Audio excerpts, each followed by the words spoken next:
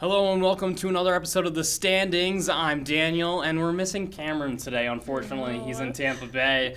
But we have you today, Morgan. How is your spring break going so far, and what are your plans? It's been so great so far. It's 70 degrees outside right now, so I'm really excited to go frolic in the wind and just be happy. So what are you up to?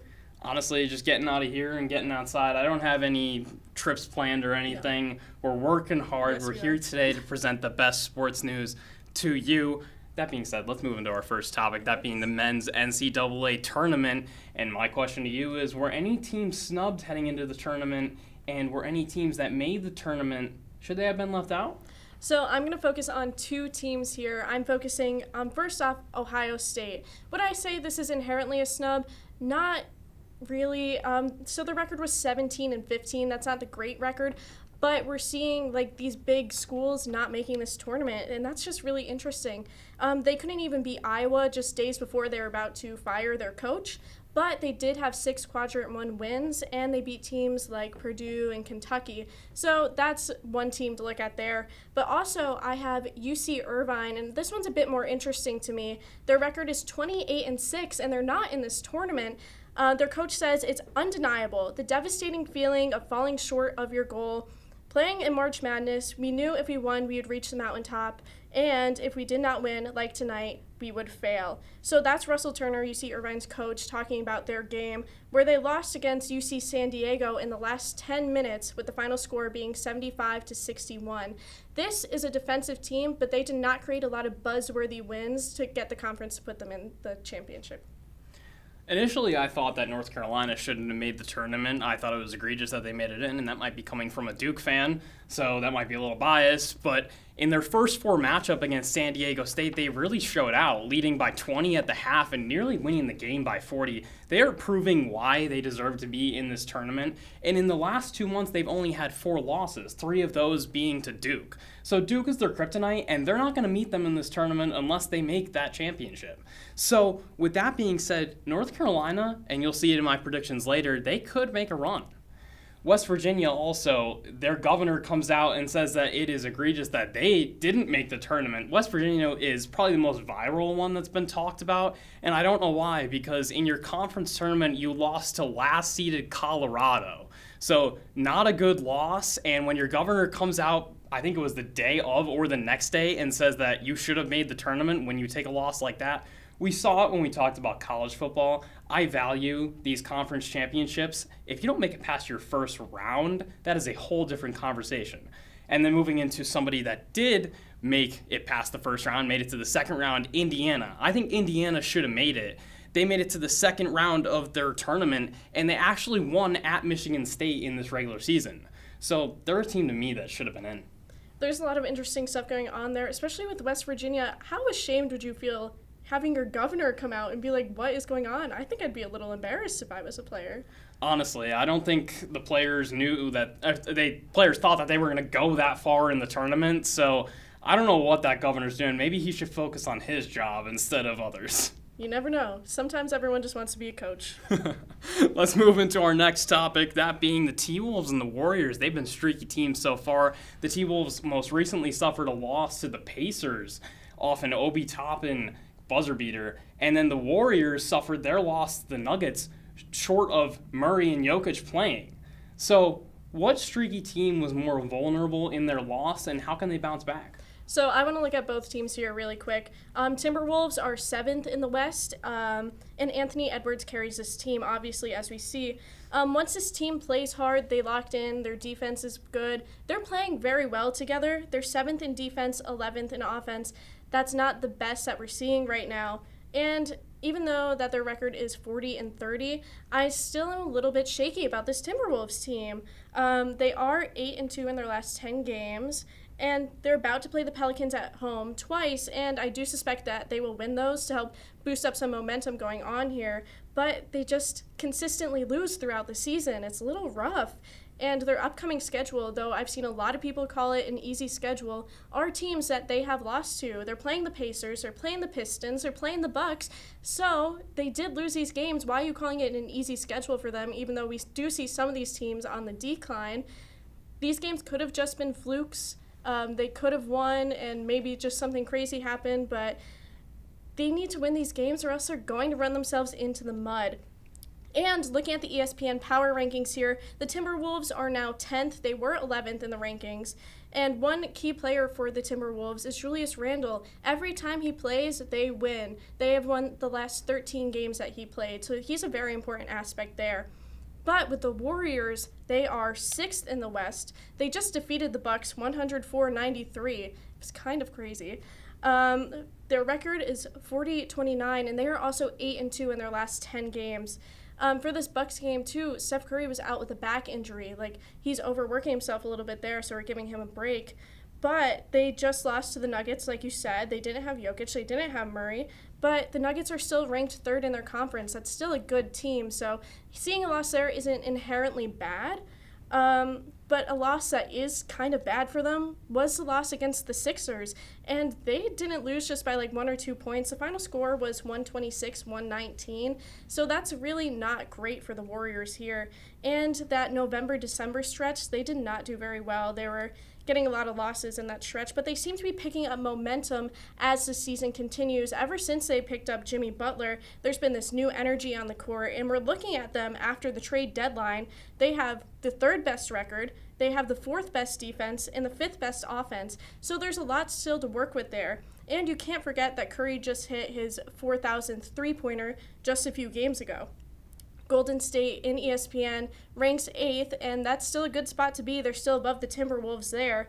And even though this is like hard for them and Curry just seems so exhausted, you need to look at rehabilitating him, and with these 6 road games coming up, you just need to work better with them. But I think the Warriors are the better team in this situation, and that's how I feel about that. So I'm going to have to agree with you on a lot of those aspects. But I will say neither team was vulnerable in their loss. When we look at the T-Wolves, they lost off a buzzer beater to Obi Toppin. That is one of the worst ways to go out, and it was in overtime as well. So the team was exhausted in that game, and they were trying to extend that streak as best they could. On the Warriors side of it, they just looked tired against the Nuggets. We saw Steph Curry doing uncharacteristic things like turning the ball over and missing easy shots in that game. So for the Warriors, they still, like we said in previous episodes, they still look like contenders, but that loss was pretty devastating considering that Murray and Jokic didn't play.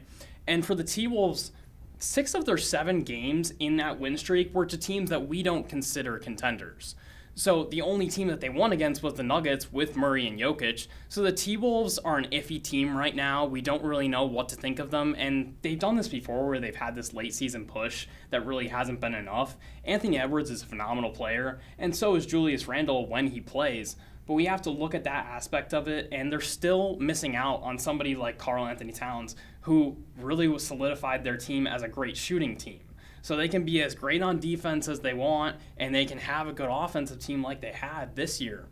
But the T-Wolves are they're a very mysterious team in this conference, and I think that there's more bona fide teams heading into the end of the season here. I agree, and you're looking back at Steph's stats, like going back there a little bit. In that game that he had, he was shooting 6 for 21. He had 7 assists and 7 turnovers. That's not good stats for Steph. That's not something we've seen from him before. And I do like the word that you said, the Timberwolves are mysterious. That's like so true. Like, you're not seeing a lot of people talk about the Timberwolves in any sort of aspect. So when you're reading these stories like, are the Timberwolves contenders? You really have to sit there and think and be like, are they?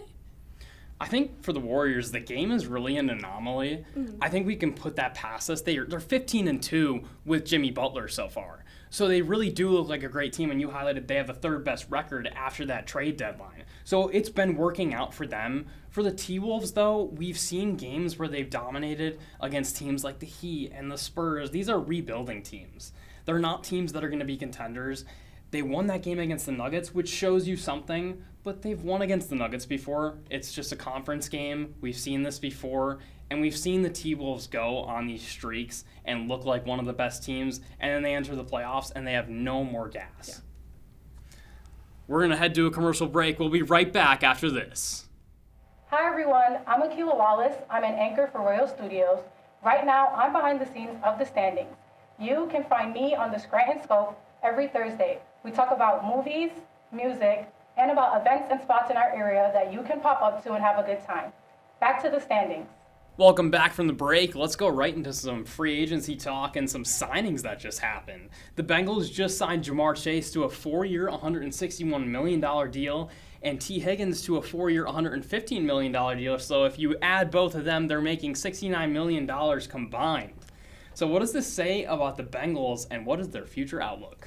So Jamar Chase, he is now the highest paid non-quarterback in the league, and I feel like we're seeing this a lot more often. Like every day they're like, oh, this is the highest paid player, that's not a quarterback, and it just keeps building every single day. This is going to be a high-paying year for the NFL, and I'm really curious how this is going to play out in a couple years too. So last season with Jamar Chase, he led the league in receptions, receiving yards, and touchdowns. And then also looking at T. Higgins, he is the highest paid wide receiver too. Kind of insane. He had a career-high 10 touchdowns and ranked 8th in the wide receivers. But Bengals, you need a defense. You need a defense. How are you going to pay them? You're paying so much money over here. They need a guard. This is like such a balancing act they're going to need to do. And then when we're looking at players like Trey Hendrickson, the Bengals permitted him to seek a trade. They don't know what they're going to do with him yet. And in the past, Hendrickson has had issues with his contract with this team, and he only has 1 more year left. So when you're looking at reports from Over the Cap, the Bengals have $26.8 million left in their 2025 salary cap. And like I said, they still need to pay some defense here. And these new deals really dug deep into the salary cap. But the Bengals want to keep Hendrickson. He's going to demand over $30 million, which is not able to happen. So there's a lot of what-ifs going on here. I'm not really sure what the Bengals are going to do to support themselves. So like I said last week, Higgins is the 3rd best player on the team on their current roster right now. So I will stick to my guns and say that this was a good deal for them. But then I look at the money. It's all in front of me. All the numbers are in front of me. And I'm starting to freak out because now, like you said with Trey Hendrickson, if you're able to sustain him on the team, you're paying probably $30 million a year. So if all 4 of them are being paid, 4 of your 52 players on the roster, that is $150 million of your $290 cap space. So you have $140 for the 48 other players on your team. That's just not realistic. No.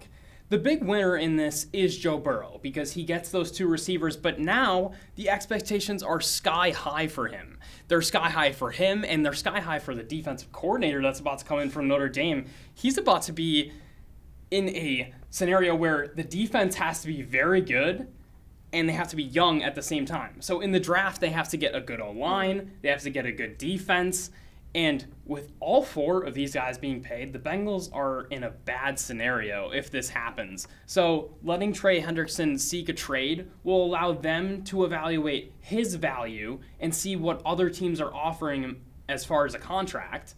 But Trey Hendrickson, man, he's a good player.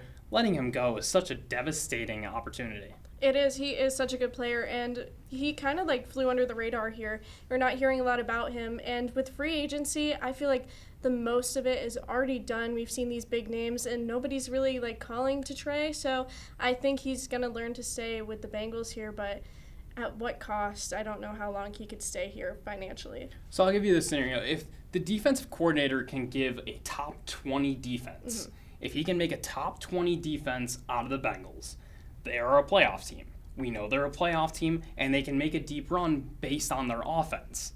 That is a big if, because you don't have a lot of money to work with. So a team that Cam talked about last week that has manipulated this salary cap is the Eagles. So could we see some restructuring by Burrow, by Chase, by Higgins in these coming years to make this work? I think that is probably the best chance that they have to do some reconstructing, if you will. And it's really going to bite them down the line, no matter what, no matter how you restructure. The Eagles are going to get bit down the line by the salary cap. So if you do this, you are opening a window to contend, and that's your only window. Once you get out of that, you're going to be in a scenario, like we said last week, where the Saints are. They are in salary cap hell. Yeah. So now it just seems like it's going to be the difference between a well-run organization like the Eagles, who had their window and shot their opportunity in the foot, got their championship, and then the Bengals, who have historically been a badly run organization where we really don't know what to think of these contracts floating around. Yeah, you don't really know what happens behind closed doors either, because with all this money floating around, who decides this? And it's just crazy. It's just crazy. There's so much money put into the NFL, and nobody knows really where it comes from or who decides how it goes out too.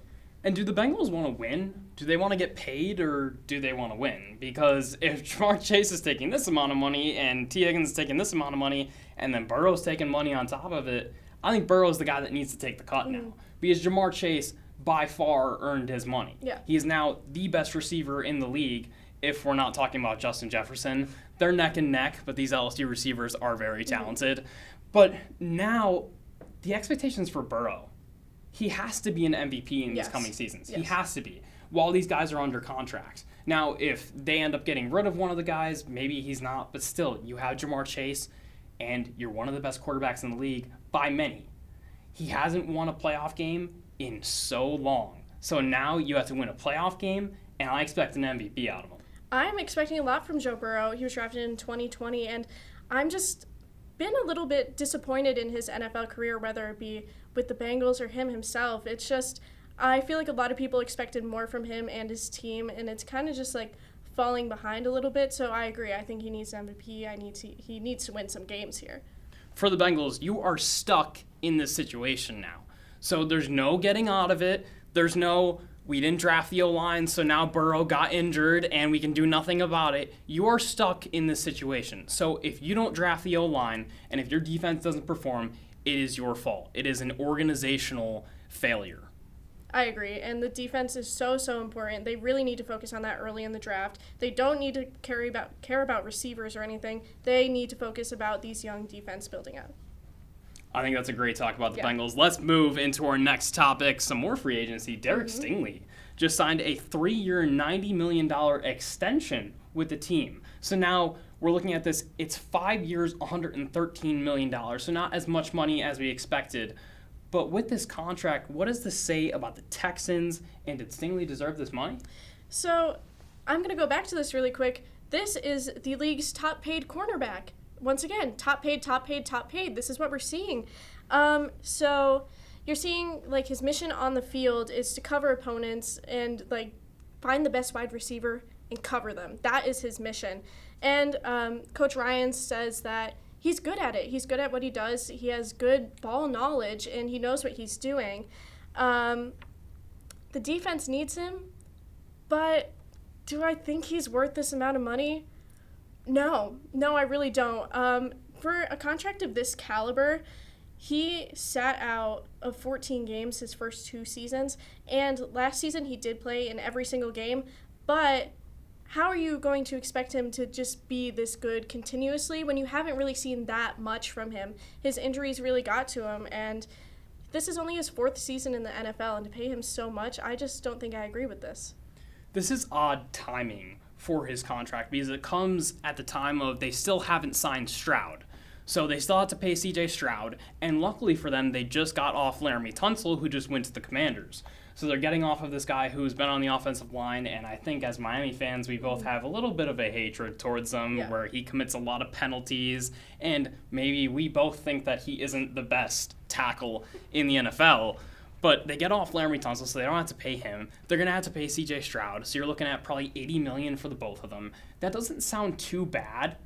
They have to get more stars, but this contract is very early. It's almost as if C.J. Stroud could have asked for a contract at this time because he's a quarterback that has won playoff games and contributed.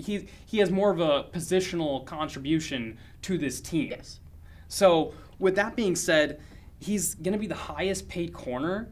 It seems a little desperate for the Texans right now. It does seem a little desperate. And looking at the other high corners over here, the Carolina Panthers contract for J.C. Horn is $25 million a year just last week. So now we're building it up. They're like paying these cornerbacks. But I think, there's a quarterback issue. Like, let's not focus on the quarterback. Let's focus on the quarterback. Like, pay them. It's insane.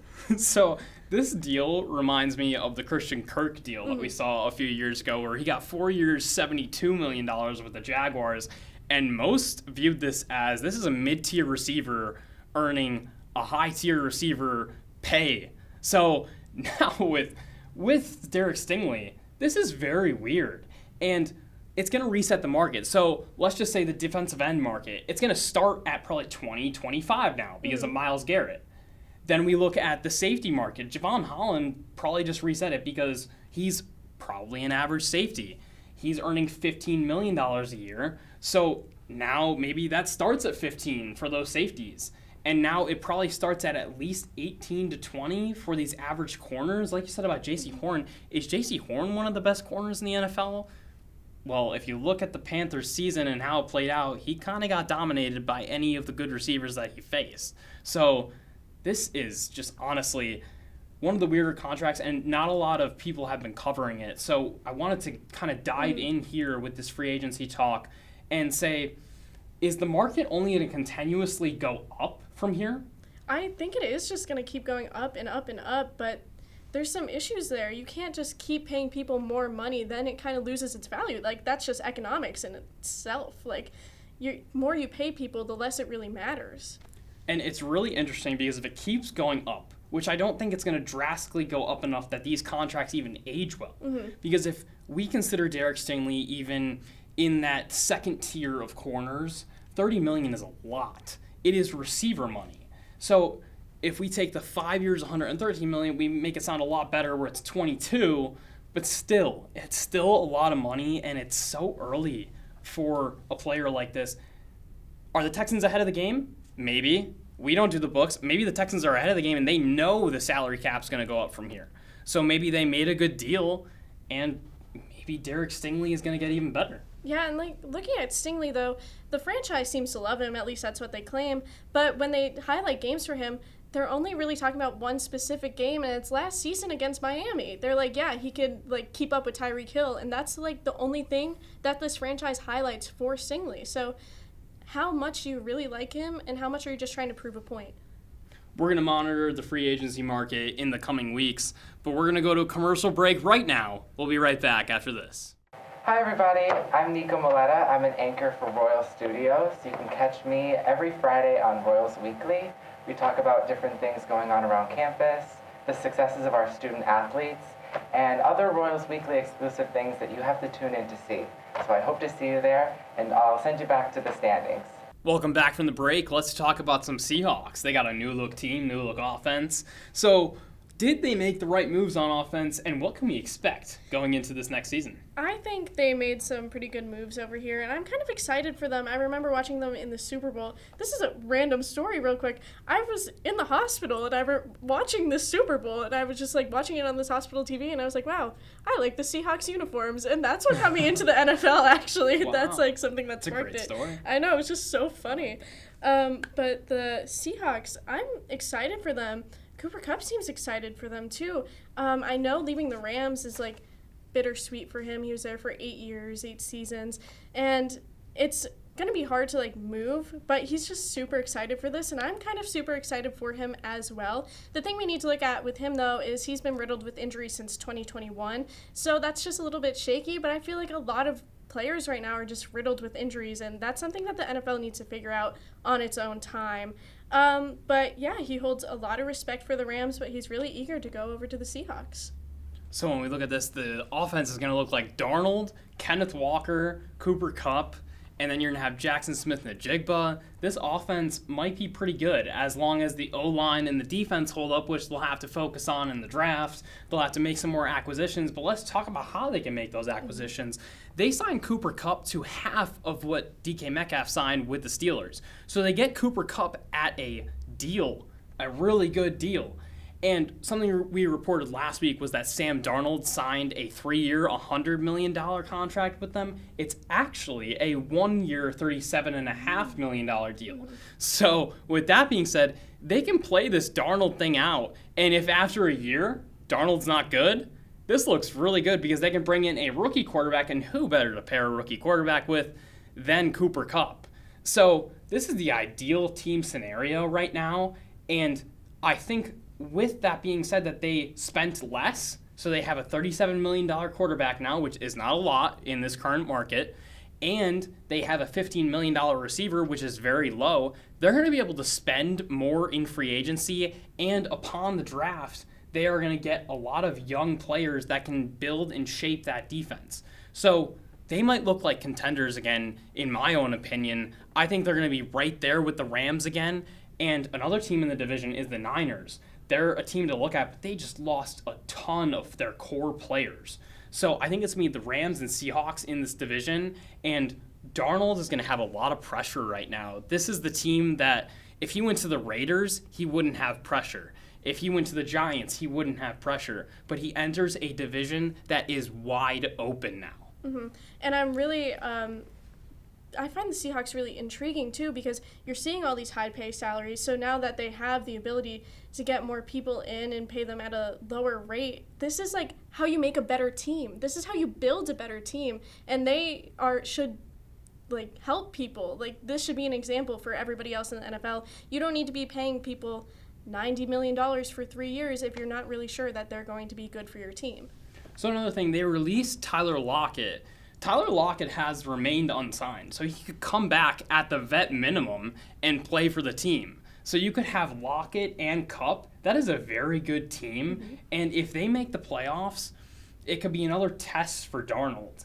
Because if he makes the playoffs or gets to that season finale like he did, and he doesn't perform, regardless if the O-line isn't good or the defense isn't good, regardless of those situations, he's going to have to make something work now. So it's a ton of pressure on Darnold, and I believe in him.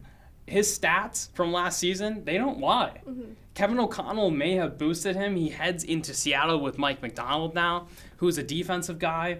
So that's the dynamic that we're working with, is he's not with somebody who's an offensive guy as the head coach. So it's a little scary, but like the in-division coach said, Kyle Shanahan, he said Sam Darnold is Steve Young. Mm-hmm. So we better see Steve Young this season. Let's move into our next topic, that being the Steelers quarterback situation. My question to you is, who do you project the quarterback is for the Steelers starting the season? So I feel like a lot of people are like, Aaron Rodgers to the Steelers, Aaron Rodgers to the Steelers. I'm not going that route. Mason Rudolph is in. Fields is a Jet. Wilson has no home. Bring home Wilson. It's time to bring him back in. Russell Wilson knows this team. And the Steelers just brought in DK Metcalf. Russell Wilson and DK Metcalf have played together. And when they played together, DK had 2,973 yards from Wilson. And even though they haven't played in a couple years together, the synergy here can work really well. And Wilson will be cheaper than Aaron Rodgers. Aaron Rodgers is probably going to demand kind of a high salary, which doesn't look very good for him at his age and his recent history. But Wilson knows this offense. Wilson knows the game. Wilson knows this coaching staff. But Pittsburgh cannot keep pushing off this decision. Something needs to be done.